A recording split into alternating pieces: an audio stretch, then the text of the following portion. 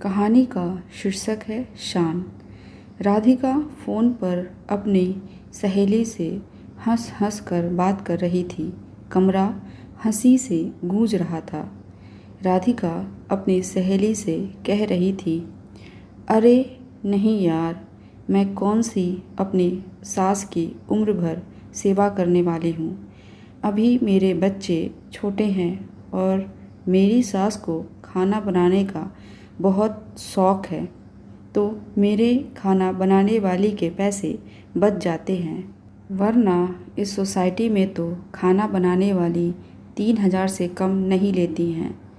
अगर मैं घड़ियाली आंसू बहाकर सास को यहाँ नहीं ले आती तो वो मेरी जेठानी अपने यहाँ के सारे काम करवाती और महारानी खुद आराम करती।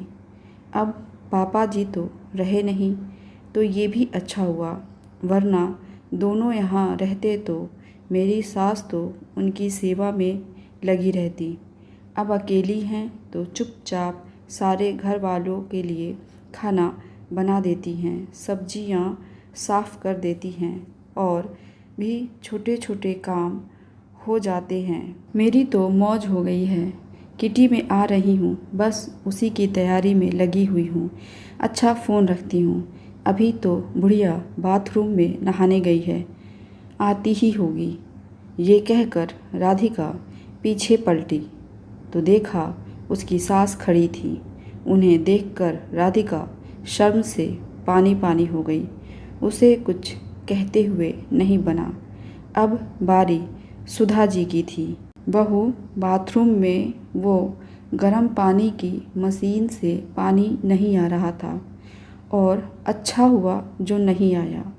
मैं तुझसे मशीन के बारे में पूछने आई थी और इसी बहाने मुझे तेरी हकीकत पता चल गई कि तेरे मन में मेरे प्रति क्या भावना है। तू मुझे एक नौकरानी से ज़्यादा कुछ भी नहीं समझती है।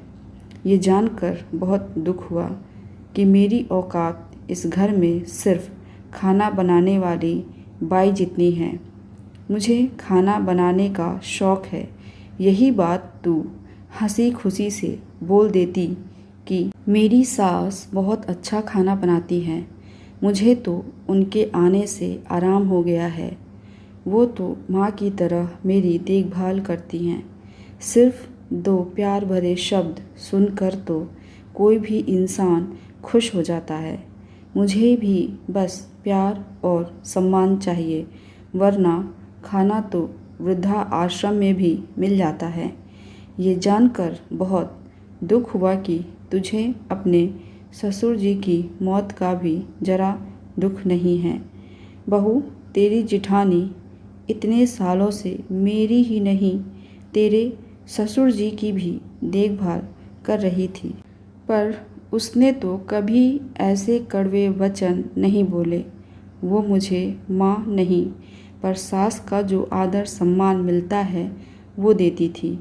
उसके तो अभी अभी बच्चा हुआ है, फिर भी उसने मुझे रोका नहीं। उसने यही कहा कि मम्मी जी, आप राधिका के यहाँ चले जाइए। आपका मन जहाँ करे आप वहाँ रहिए। आपके 2 बेटे हैं, 2 घर हैं, आप कहीं भी रह सकती हैं। सासू माँ, आपका बंटवारा तो नहीं हुआ है। आप तो दोनों बेटों की माँ हो।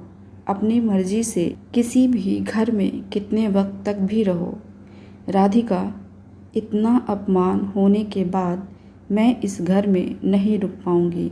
हालांकि ये घर मेरे पति का ही है, फिर भी मेरे बेटे को कह देना कि अगर उसको मुझसे मिलना हो तो वो अपने बड़े भाई के घर आकर मिल जाए। राधिका शर्मिंदगी महसूस कर रही थी क्योंकि उसने अपनी सहेली के आगे अपनी शान दिखाने के लिए अपनी सास का अपमान जो कर दिया था। सुधा जी ने अपना सामान बांधा और अपने बड़े बेटे के घर रहने चली गई। कैसी लगी आपको ये कहानी कमेंट करके ज़रूर बताइएगा। ऐसे ही कहानियाँ सुनने के लिए चैनल को सब्सक्राइब कर लीजिए। मिलते हैं अगली कहानी के साथ। धन्यवाद।